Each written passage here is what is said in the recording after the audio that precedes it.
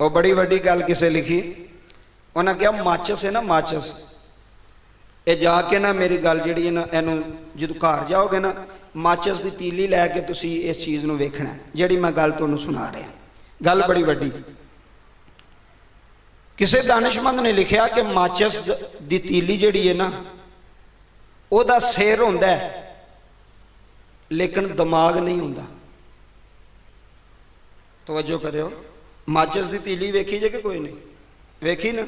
माचिस की तीली जिहदे नाल अग लगदी है उहदा सिर है उत्ते।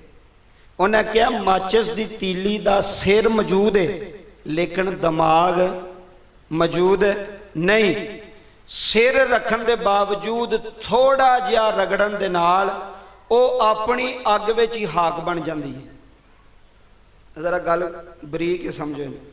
माचिस की तीली लाई है ना तुसी, वो जिहड़ा उत्ते मसाला लगा हुंदा है, अग वो मसाला लांदी है, सिर्फ तीली नाल अग नहीं लगती। अगर वो मसाला ना होवे अग लगती? बोलो, अजमा के वेख लियो घर जाके।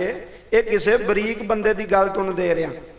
उहदे कोल सिर ते है वे लेकिन विच दिमाग। कई बंदियां कोल वड्डा सिर हुंदा बड़ा वड्डा लेकिन विच अक्ल विच दिमाग। वो सिर्फ सिर ही होंदा है ना। उस जिन्हों आंदे ने सिर फिरिया, क्यों आंदे ने इहदा सिर फिरिया, ये पागल है यार किसी को लड़ पैंदा यार किसी ने गालां कड्ढन लग पैंदा, वो होंदे ने पागल। सिर उन्हां दा सिर हुंदा विच दिमाग विच अक्ल। जे अक्ल ते दिमाग होवे तो सोच समझ के गल करदा है। उन्होंने पता होंदा मेरे नाल वड्डा कि छोटा है। ते जिहड़ा होवे खोता खोता उन्होंने आंदे ने भी जिहदा सिर होवे ते विच दिमाग ना होवे। हुण सोचो यह जिहड़ा साडे उत्ते सिर रखे अल्लाह ने, यह सिर मेरा भी तुहाडा भी, क्या इस सिर विच दिमाग भी है कि कोई नहीं? तो जे दिमाग है वे तो फिर बंदा सोचेगा भी तो समझेगा भी, हर काम करन लगे। फरमांदे ने तीली दा सिर ते है वे लेकिन उहदे विच अक्ल ते दिमाग कोई नहीं। वो अपने सिर की वजह तो जिहड़ी रगड़ लगदी उहदे नाल अग लगदी उहदी वजह तो हाक बन जाती, खत्म हो जाती है। बजुर्ग फरमांदे ने इसे तरह ही हसद करन वाला बंदा है। जिहड़ा बंदा हसद करदा ना किसी का, वो अपनी अग विच आप ही पिया सड़दा है। वो अपनी अग विच, सही बात है, जिहड़ा किसी का हसद करदा ना वो अगले का नुकसान नहीं, वो अपनी अग विच पिया सड़दा है। हसद की है? किसी चंगे कपड़े पा लेने तो वो नहीं उन्होंने बर्दाश्त पे होंदे, किसी ने चंगी गड्डी ले ली तो वो नहीं बर्दाश्त भी होंदी। दुकान पर बवेगा तो उत्थे लोगों को पिया खेगा, ये मैनू लगता कि जुआ तो नहीं खेडते, ये मैनू लगता कि अफीम चरस तो नहीं बेचते यार, ये कित्थों पे लैन। उन्होंने टेंशन बन गई। काम कोई पे करता टेंशन उन्होंने बनी हुई है। मकान कोई पे बनाता टेंशन इनू बनी हुई। तो जे पिंड च कोई माड़ा बंदा कोई कमरे च लैंडर पानी लग पे तो वह सारे चौधरियों को टेंशन बन जाती है, ये किवें बनान लग पिया जी, ये किवें करन लग पिया, टेंशन बन गए। इनू कहंदे ने हसद। ते हसद हमेशा अपने तो उतले बंदे ना कीता जाता है। जो उत्ते जाता होवे उन्होंने कहते हैं हसद, कि यार असी इन्ना कुछ करने पे सानू नहीं लभदा पे, इनू किवें लभी जाता, ये तो किवें करम होंदा है। आ वेखो ना बड़े बड़े मालदार वेखे न, करोड़ांपति, ना पुत्र है तो ना धी। मैं सियालकोट दे विच तुहानू मिसालां दे सकना, हज़ारां करोड़ांपति जे, पैसे का पता ही कोई नहीं, किन्नियां गड्डियां पैसे प्लाट, पुत्र नहीं लै सके। पैसे ना पुत्र लभदे ने? दसो हुण, जे लभदे होंदे तो उन्होंने लैने सन।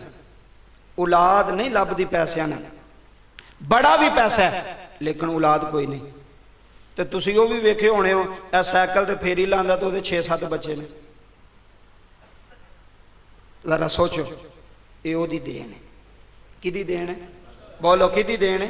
ये रब की देन है। अल्लाह जिन्हों चाहे दे छे, ते जिन्हों रब दवे उहदे नाल हसद नहीं करीदा।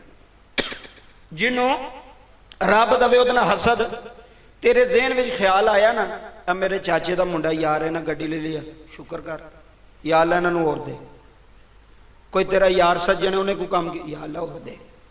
तेरे ज़हन में ये ना आवे कदी ये जिहड़ा इन्हां मकान बनाया उहदे विच 4 लाख मैनूं दे छड्ड देना, तैनूं क्यों देंदे वे? तेनू क्यों देंदे? अल्लाह उन्होंने पिया देंदा, तू क्यों हसद करना? चंगा किसी का कपड़ा पा लिया, ਉਹਦਾ ਹਸਦ, ਚੰਗੀ ਜੁੱਤੀ ਪਾ ਲਈ ਉਹਦਾ ਹਸਦ, ਚੰਗੀ ਗੱਡੀ ਲੈ ਲਈ ਉਹਦਾ ਹਸਦ। ਹਸਦ ਇਨਸਾਨ ਨੂੰ ਸਾੜਦਾ ਰਹਿੰਦਾ। ਰਾਤੀ ਨੀਂਦਰ ਨਹੀਂ ਜੇ ਆਉਂਦੀ ਹਸਦ ਨੂੰ, ਇਹ ਮੇਰੀ ਗੱਲ ਯਾਦ ਰੱਖਿਓ, ਰਾਤੀ ਨੀਂਦਰ ਹਸਦ ਕਰਨ ਵਾਲੇ ਨੂੰ ਨਹੀਂ ਆਉਂਦੀ। ਜੇ ਕਿਸੇ ਦੇ 2-4 ਪੁੱਤਰ ਬਾਹਰ ਟੁਰ ਗਏ ਨੇ ਤੇ ਗਵਾਂਢੀਆਂ ਨੂੰ ਟੈਨਸ਼ਨ ਬਣ ਗਈ, ਟੈਨਸ਼ਨ ਬਣ ਗਈ।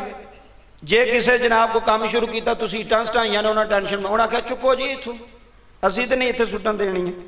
ਉਹ ਪਤਾ ਕਿਉਂ ਨਹੀਂ ਸੁੱਟਣ ਦਿੰਦੇ? ਉਹ ਸੜਦੇ ਪਏ ਨੇ ਵਿੱਚੋਂ। ਉਹ ਆਂਦੇ ਨੇ ਕਿਸੇ ਤਰ੍ਹਾਂ ਕੰਮ ਰੁਕੇ ਇਹਨਾਂ ਦਾ। ਮੈਂ ਸਹੀ ਬਾਤ ਕਹਿਣਾ, ਹਸਦ ਨਹੀਂ ਕਰਨਾ ਜ਼ਿੰਦਗੀ 'ਚ। ਕੋਈ ਬੰਦਾ ਤੁਹਾਡੇ ਸਾਹਮਣੇ ਕਰੋੜਪਤੀ ਵੀ ਹੈ, ਕੋਈ ਗੱਲ ਨਹੀਂ, ਅੱਲਾ ਤੁਹਾਨੂੰ ਭਾਈ ਹੋਰ ਦੇਵੇ। ਜਿੱਥੇ ਸਾਨੂੰ ਅੱਲਾ ਰੱਖਿਆ ਬੜਾ ਸੋਹਣਾ ਰੱਖਿਆ, ਨੇਸੋ ਸੋਹਣਾ ਰੱਖਿਆ। ਇਹ ਆਪਣੀਆਂ ਲੱਤਾਂ ਨਾਲ ਚੱਲ ਕੇ ਮਸੇ 'ਚ ਆਏ ਹੋ ਕਿ ਕਿਸੇ ਦੀਆਂ ਨਾਲ ਆਏ ਹੋ? ਇਹ ਹੀ ਬੜਾ ਸ਼ੁਕਰ ਕਰ ਉਹਦਾ, ਇਹ ਹੀ ਬੜਾ ਸ਼ੁਕਰ ਕਰ। ਮੈਨੂੰ ਤੇ ਤੈਨੂੰ ਰੇੜੀ ਤੇ ਪਾ ਕੇ ਨਹੀਂ ਮਸੇ 'ਚ ਲਿਆਉਂਦਾ ਗਿਆ। ਇਹ ਸ਼ੁਕਰ ਕਰ ਵੀ ਕਿਤੇ ਅੱਲਾ ਨੇ ਲੂਲਾ ਲੰਗੜਾ ਕਰਕੇ ਮਸਜਿਦ ਦੇ ਬੂਹੇ ਦੇ ਵਿੱਚ ਨਹੀਂ ਬਿਠਾ ਛੜਿਆ ਵੀ ਮੰਗ ਲੋਕਾਂ ਕੋਲ ਇੱਥੇ। ਉਹ ਵੀ ਸਾਡੇ ਨਾਲ ਦੇ ਨੇ। ਤੂੰ ਕੀ ਕੀਤਾ, ਮੈਂ ਕੀ ਕੀਤਾ? ਸਾਡੇ ਵਿੱਚ ਕਿਹੜਾ ਐਸਾ ਅਮਲ ਹੈ ਜੀ? ਆਪਣੀਆਂ ਲੱਤਾਂ ਨਾਲ ਚੱਲ ਕੇ ਆਏ ਹੋ, ਆਪਣੀਆਂ ਅੱਖਾਂ ਨਾਲ ਵੇਂਦੇ ਪਏ ਹੋ। ਨਬੀ ਨੇ ਬੰਦਾ ਕਹਿੰਦਾ ਅਗਰ ਮੇਰੀ ਦੁਨੀਆ ਦੀ ਸਾਰੀ ਦੌਲਤ ਵੀ ਲੱਗ ਜਾਏ, ਮੈਨੂੰ ਅੱਖਾਂ ਦਾ ਨੂਰ ਲੱਭ ਜੇ ਨਾ, ਤੇ ਮੈਂ ਦੌਲਤ ਲਾ ਛੱਡਾਂ, ਲੇਕਿਨ ਉਹ ਨੂਰ ਨਹੀਂ ਲੱਭਣਾ। ਇਹ ਰੱਬ ਦੀ ਅਤਾ ਹੈ, ਇਹ ਰੱਬ ਦੀ ਨਿਅਮਤ। ਜੇ ਪੈਰਾਂ ਨਾਲ ਚੱਲਣਾ ਨਾ ਸਹੀ ਸਲਾਮਤ, ਤੈਨੂੰ ਸ਼ੂਗਰ ਨਹੀਂ, ਹੈਪਾਟਾਈਟਸ ਨਹੀਂ, ਕੈਂਸਰ ਨਹੀਂ, ਤੇ ਸਜਦੇ ਪੈ ਕੇ ਰੋਇਆ ਕਰ, ਮਾਲਕਾ ਮੈਨੂੰ ਚੰਗਾ ਰੱਖੇ। ਅੱਲਾ ਦੀ ਕਸਮ ਹੈ, ਦਵਾਈਆਂ ਖਾ ਖਾ ਕੇ ਲੋਕੀ ਮਰ ਚੱਲੇ ਨੇ, ਪੈਸਾ ਵੀ ਇਹ ਸਾਰਾ ਕੁਝ ਹੈ। ਕੈਂਸਰ ਹੋ ਗਏ ਨੇ, ਹੈਪਾਟਾਈਟਸ ਹੋ ਗਏ ਨੇ, ਮਰੀਜ਼ ਨੇ, ਮੰਜੀ ਤੋਂ ਨਹੀਂ ਉੱਠਿਆ ਜਾਂਦਾ ਪਿਆ। ਹੋਰ ਤੂੰ ਰੱਬ ਕੋਲ ਕੀ ਚਾਹਨਾ ਦੱਸ? ਸਿਹਤ ਦਿੱਤੀ ਸੂ, ਤੰਦਰੁਸਤੀ ਦਿੱਤੀ ਸੂ। ਆਖਰੀ ਬਾਤ,